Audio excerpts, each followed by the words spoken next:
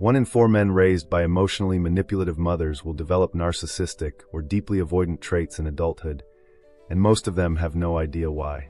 Because it didn't look like abuse. It looked like love, but it was love with conditions. A mother who praised you only when you made her proud, who made you feel like her happiness depended on your choices, who gave you everything except the freedom to be yourself. You grew up strong on the outside, but quietly uncertain inside. You attract chaos or run from intimacy. You don't trust peace because it feels unfamiliar, and the voice inside your head still sounds like hers. This video will take you deep into the hidden dynamics between narcissistic men and their mothers. Through real psychology, Stoic wisdom, and the science of healing, we'll uncover what happened and how to break free. If this feels familiar, if you've lived this or are living it, leave a like. Share your story in the comments or simply write "thank you." You're not alone, and it's not your fault. Let's begin. Carl Jung once said, "The greatest burden a child must bear is the unlived life of its parents." Sigmund Freud went further. A man who has been the indisputable favorite of his mother keeps for life the feeling of a conqueror. But what if that mother didn't love him for who he was, only for who she needed him to be? In studies published by the American Psychological Association, nearly 1 in 6 men diagnosed with narcissistic personality disorder had histories marked by emotional enmeshment with their mothers, often starting in early childhood. These are not coincidences. They're patterns that begin in the cradle. You might be wondering, how can a mother, the symbol of safety and nurturing, be the origin of something as destructive as narcissism? That's where things get uncomfortable, but clarity always lives there. A narcissistic mother is rarely overtly abusive. She may appear loving, devoted, even overly involved. But behind that involvement lies a hidden contract.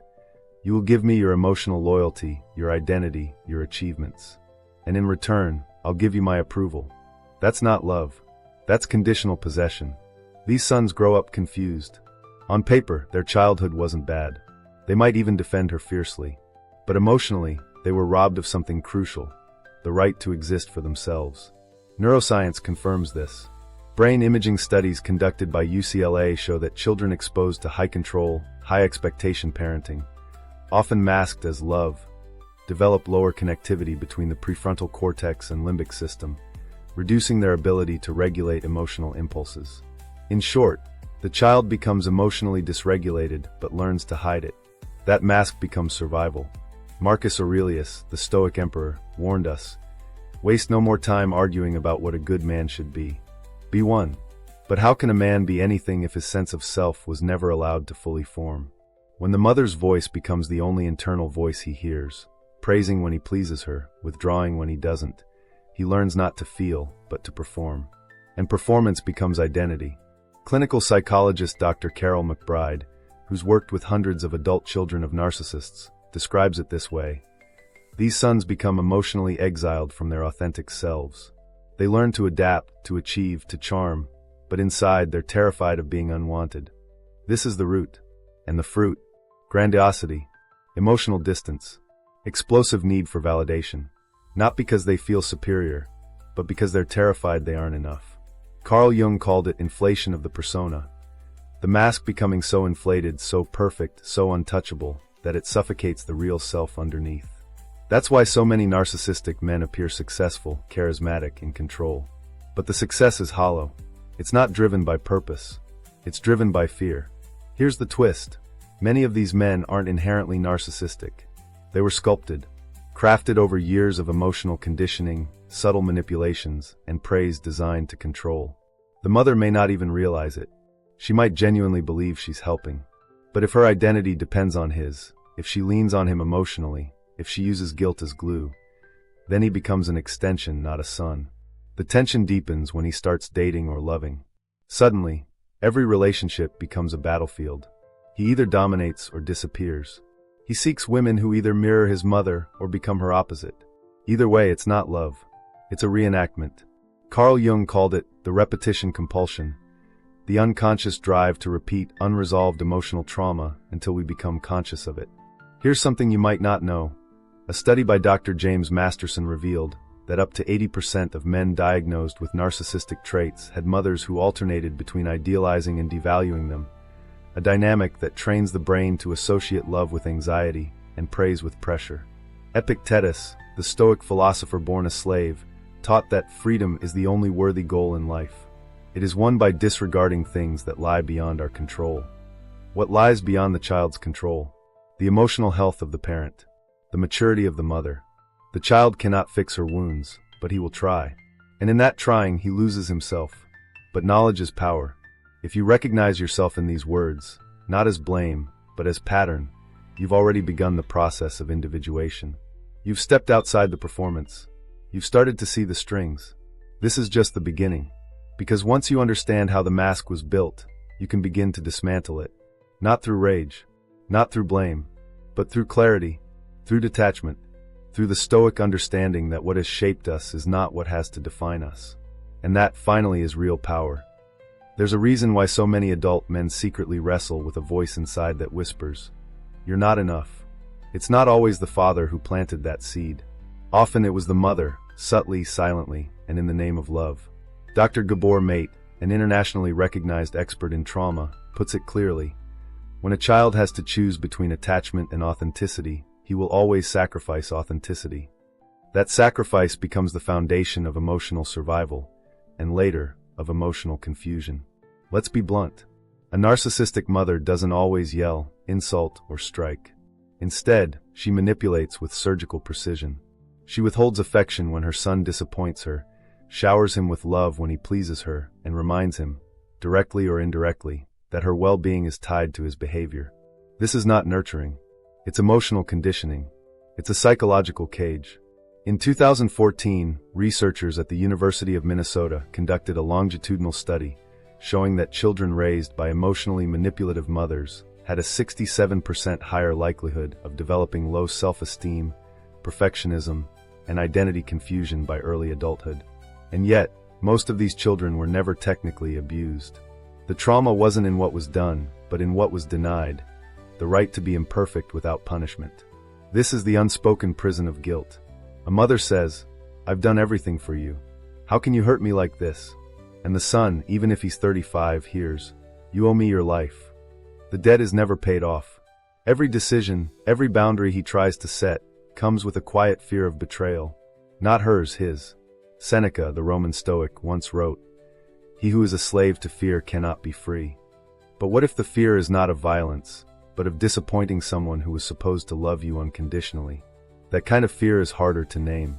It looks like hesitation, like chronic indecision, like anxiety before making a simple choice. Because every decision, even in adulthood, is secretly asking, will she still love me if I choose this? The son begins to measure his worth by how much he pleases others. He becomes hyper-attuned to emotional cues. He reads a room like a soldier reads a battlefield. He knows how to anticipate disappointment and avoid it, often by betraying himself. Neuroscientific studies from Harvard show that chronic exposure to emotional inconsistency in childhood leads to heightened activity in the amygdala, the fear center of the brain, and suppressed development of the prefrontal cortex, responsible for identity and decision-making. Translation: he becomes a man who's always bracing for emotional attack, even when none is coming. And the worst part? He can't see it. Because he thinks this is love. He believes that love is supposed to feel like walking on eggshells. That guilt is normal. That pleasing others is the same as being kind. It's not. It's self-erasure dressed as empathy. Carl Jung warned, "Until you make the unconscious conscious, it will direct your life and you will call it fate." That's exactly what happens here. The man enters relationships, workplaces, friendships, constantly adjusting, performing, apologizing. Not because others are asking for it, but because his nervous system has been trained to do it. He becomes an emotional hostage to his past, carrying the invisible chains of guilt into every room. He may become overly helpful, overly giving, or alternately distant and withdrawn. He fears confrontation. He fears disappointing others. But underneath it all, he fears one thing most: being abandoned by the one person who taught him love must be earned. Many famous therapists, from Dr. Ramani Durvasula to Ross Rosenberg, have documented this cycle. Sons of narcissistic mothers often become either narcissists themselves or lifelong fixers, attracting damaged people they believe they can heal. Because if he can finally save someone, maybe he'll feel worthy. Maybe he'll silence that voice. But that voice wasn't born in him. It was implanted. The Stoics remind us that what others think of you is not within your control, but what you think of yourself is. Yet if that thought was shaped in childhood by someone who only praised you when you were perfect, then you were never taught how to value yourself for being human. Healing begins with a brutal truth. Your worth was never meant to be a reward. It was meant to be a given. You were not born to meet someone else's emotional needs. You were born to live your own path. That voice in your head isn't yours. It's an echo. And echoes fade when you stop feeding them. There is a way out. But it begins by admitting this. You've been holding your breath your whole life, waiting for someone to finally say, "You've done enough." The Stoics would tell you, say it to yourself. Because no one else will, until you believe it first. It doesn't begin with abuse. It begins with affection that feels just a little too heavy. A hug that lingers with a hint of ownership. A compliment that secretly shames. A smile that says, "You're everything to me," but demands that you remain exactly what she wants. Psychologist Dr. N.W. Winnicott called it false self syndrome. When a child, especially a son, learns to suppress who he is in order to become who his mother needs him to be. Not to please her, to survive her. Many people believe that love is the absence of control. But in narcissistic mother-son dynamics, love and control are indistinguishable. What feels like closeness is actually enmeshment. What seems like attention is often surveillance. And what's disguised as protection is frequently possession. In the words of Carl Jung, nothing has a stronger influence on a child than the unlived life of the parent. A mother who never processed her own wounds will unconsciously sculpt her son into the antidote for her pain. There's a contract in these relationships, not one that's spoken, one that's written in sighs, glances, guilt trips, and moments of icy silence. The message is clear. If you stay close, behave, agree, and shine when I need you to, I'll continue to love you. But if you question me, set boundaries, or try to become yourself, you'll feel my distance. That withdrawal isn't just absence. For a child, it feels like death. Research published in the Journal of Child Psychology and Psychiatry found that 70% of children raised by controlling, emotionally dependent parents grow up with deep conflict around identity. They either overconform, becoming passive and approval-seeking, or they rebel violently, struggling with relationships and emotional regulation. Both extremes are symptoms of the same disease, the loss of internal freedom. This isn't just about bad parenting. It's about a deep psychological fusion. Narcissistic mothers often project their unmet dreams, suppressed fears, and unresolved trauma onto their sons. Dr. Murray Bowen called this triangulation, where the child becomes an emotional substitute for a missing or failed adult relationship. Suddenly, the son is not just a child. He's the confidant, the caretaker, the peacekeeper, the prize. That role becomes intoxicating. At first, the son feels special, chosen, needed. But as he grows, the cost of the contract becomes unbearable. He can't say no without feeling guilt. He can't detach without feeling shame. He can't win because every act of selfhood feels like betrayal. That's not love. That's emotional servitude. Epictetus, the Stoic philosopher, said, "If you want to be free, then learn to say no to the things that enslave you." But when you've been conditioned from birth to say yes to survive, that no feels dangerous. It feels like abandonment. And the worst part, you start to think the problem is you. Adult sons of narcissistic mothers often enter relationships with invisible chains. They fear conflict, overanalyze tone, and apologize for things that weren't their fault. They don't trust joy. They don't trust peace. Because somewhere deep inside, love was wired to equal control. They choose partners who either dominate them like their mother or need them like she did. The contract never ended. It just changed faces. The invisible deal also shows up in success. Many of these men become high achievers. They become doctors, leaders, creatives, but they're driven by pressure, not passion. Because the contract said, "If you make me proud, I'll love you more." That pressure creates excellence, yes, but it also creates burnout, identity crisis, and quiet depression. What looks like confidence is often fear in disguise. In one clinical study by Dr. Susan Forward, over 60% of adult sons raised by narcissistic mothers reported an overwhelming fear of failure, even after reaching objectively high levels of success. They weren't trying to thrive. They were trying to stay loved. Seneca said, "He who is brave is free." But how can you be brave when fear is your native language? When everything you've built in life was built to be seen, not to be lived? The first act of courage is to see the contract. Not with hate, not with rage, but with clarity. To name what was demanded of you, to feel the weight of the role you were forced to play, and then to begin the slow, painful process of stepping off the stage. You were not born to be anyone's emotional crutch. You were not brought into this world to carry someone else's wounds. You are not a savior. You are not a trophy. You are not a mirror. You are a person. You're allowed to define your own life, to speak your own truth, to say no without guilt, to love without performance. But first, you must see that love was weaponized. That affection had strings. That control wore the costume of care. Once you see it, the spell begins to break. And from there, something new becomes possible. Something terrifying, but real. Something uncertain, but yours. It's called freedom, and no one can give it to you. You have to take it. He meets someone. She smiles at him, and something stirs, hope, maybe even connection. But within weeks, the pattern begins. He pulls away or clings too tight. He overexplains, seeks reassurance, fears abandonment.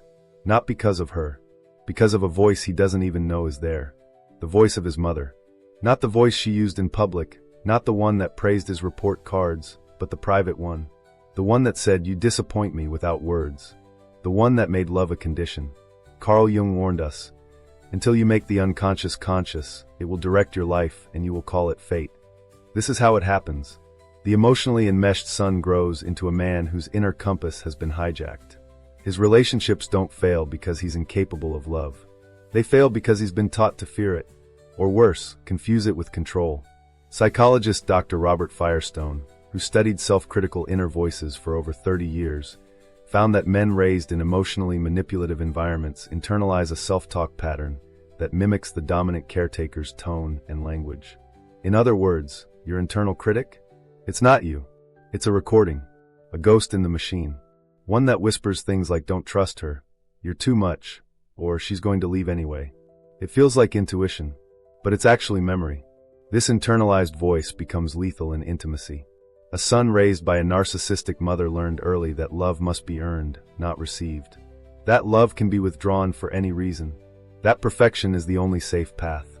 So now, as a man, he either becomes hypervigilant, constantly performing, adjusting, apologizing, or cold and unreachable, refusing to let anyone close enough to hurt him.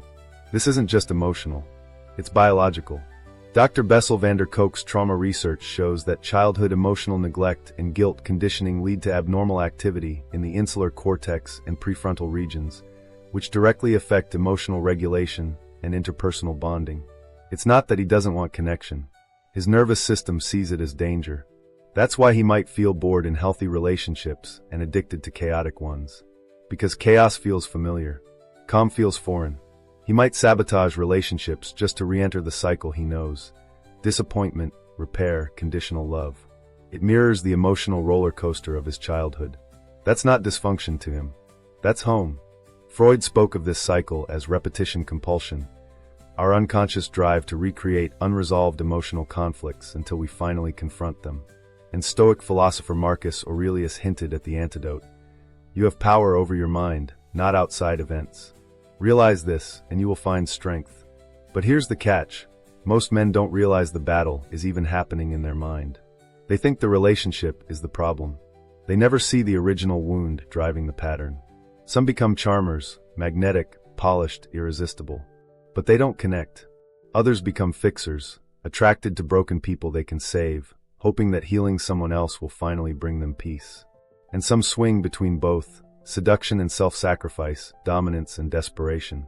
None of it works, because the core belief remains untouched. I am not enough unless I prove it. Therapists like Dr. Lindsay Gibson have written extensively about emotionally immature parents and how their children become emotional caretakers or emotional exiles. In her findings, over 75% of sons raised by emotionally stunted mothers reported difficulty trusting their own feelings in romantic relationships. They second-guess, apologize, suppress. And when the relationship fails, they blame themselves or the partner. Never the ghost in the mirror. The Stoics didn't just preach detachment from the world. They preached clarity within. Epictetus taught, what upsets people is not things themselves, but their judgments about these things. If you grew up in a house where affection was a weapon and love had strings, your judgment has been shaped by pain, not truth. And unless you rewire it, You will keep choosing relationships that match your wound, not your worth. But here's the part no one tells you. This isn't permanent. The voice inside your head is a program. And like any program, it can be rewritten. Slowly, deliberately, through awareness, through repetition, through choosing discomfort over familiarity. That starts with learning to pause, to hear the voice and ask, whose voice is that really? To question the belief that love must be earned, to risk being seen without a mask, to sit with the unfamiliar safety of peace, and eventually to feel something radical, self-trust. Healing doesn't begin when someone else loves you right. It begins when you stop believing the lie that you have to earn love at all. When you begin to see that your worth was never meant to be debated in someone else's emotional courtroom, especially not one from your past. You are not your mother's mirror. You are not her second chance. You are not her emotional sponge. You are a man, and you deserve to feel love without fear, peace without guilt, and connection without shame. But first, you must silence the echo. Not by shouting over it, but by seeing it for what it is, a reflection of someone else's pain. Not yours. Never yours. The moment a man begins to question the origin of his thoughts, something powerful shifts. It's like waking up from a dream you didn't know you were in. The mother's voice, the self-doubt, the chronic guilt, it all begins to lose its grip. Not because it disappears, but because it is finally seen. Carl Jung called this individuation, the process of becoming who you truly are, not who you were programmed to be. And for the son of a narcissistic mother, this process isn't just growth. It's liberation. But liberation hurts before it heals. Because the first truth he must face is this. The man he thought he was, dutiful, agreeable, always available, was not his real self. He was a role, a performance crafted to survive someone else's emotional needs. In his book, Healing the Shame That Binds You, Dr. John Bradshaw explains that shame-based identity forms when a child's worth is tied to performance and approval. And he adds this chilling insight. Toxic shame is the feeling of being defective as a human being. That's what many of these men carry. Not just the belief that they make mistakes, but that they are a mistake. This is where Stoicism becomes more than philosophy. It becomes medicine. Marcus Aurelius wrote, "The soul becomes dyed with the color of its thoughts." So what happens when your thoughts have been dipped in fear, guilt, and obligation since childhood? You must begin to re-dye your mind. Not with fantasy, not with anger, but with truth.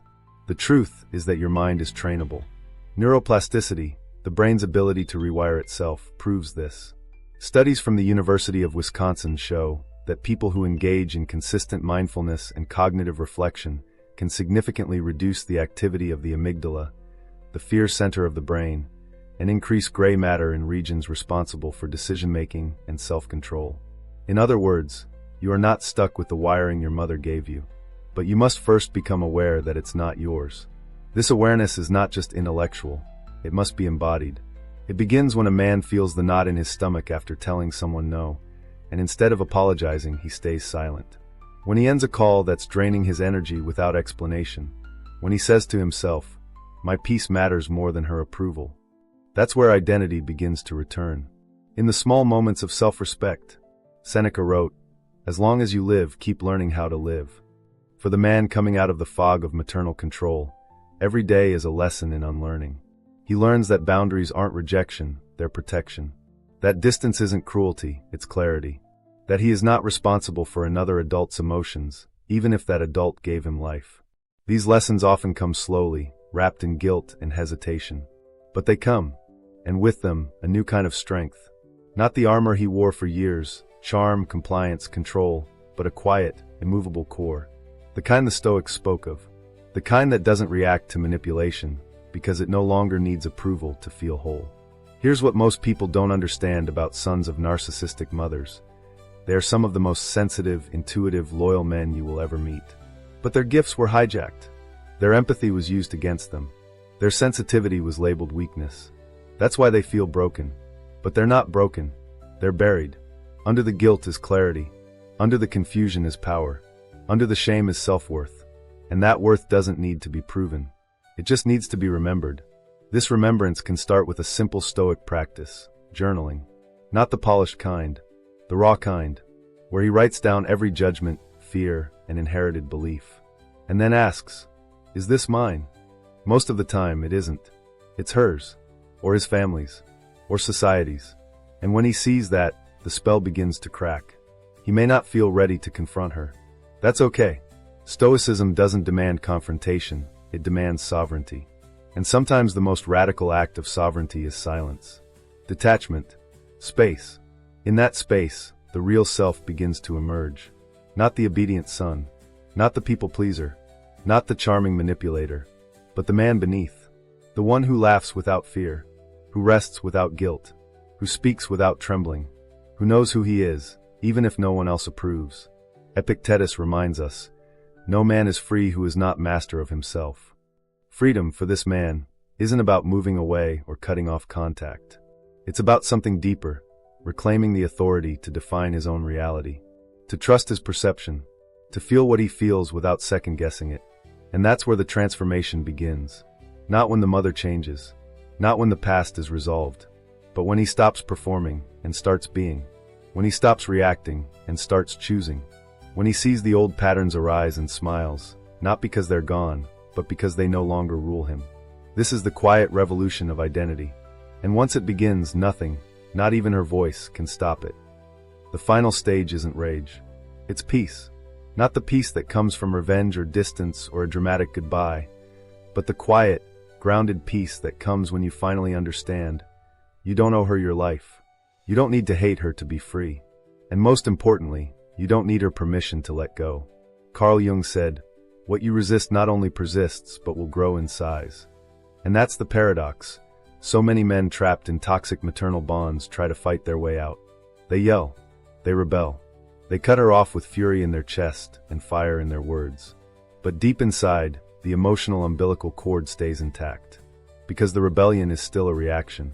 It's not freedom. It's dependence in reverse. Real freedom begins with understanding that guilt is not a sign of morality. It's a symptom of programming. That guilt you feel when you set a boundary, take space, or speak your truth. It's not proof that you're doing something wrong. It's proof that you're doing something new. Neuroscience backs this up. A 2021 study published in the Journal of Affective Disorders found that adults raised by emotionally manipulative parents show increased activation in the anterior cingulate cortex, the brain region associated with emotional conflict. That's why even when you logically know your mother is toxic, you still feel wrong for pulling away. The guilt isn't coming from your values. It's coming from your wiring. And that's what needs to be rewired. Seneca wrote, no man is crushed by misfortune unless he has first been deceived by prosperity. For sons of narcissistic mothers, the prosperity was fake. The love was conditional. The safety was a contract. The identity was borrowed. That's the misfortune. But you're no longer deceived. Now you can choose. But choosing doesn't mean erasing her. It doesn't mean denying every good moment. It means holding the complexity. She may have done her best. She may have loved you in the only way she knew how. But that doesn't mean it was enough. And it doesn't mean you're obligated to carry the weight of her emotional unmet needs.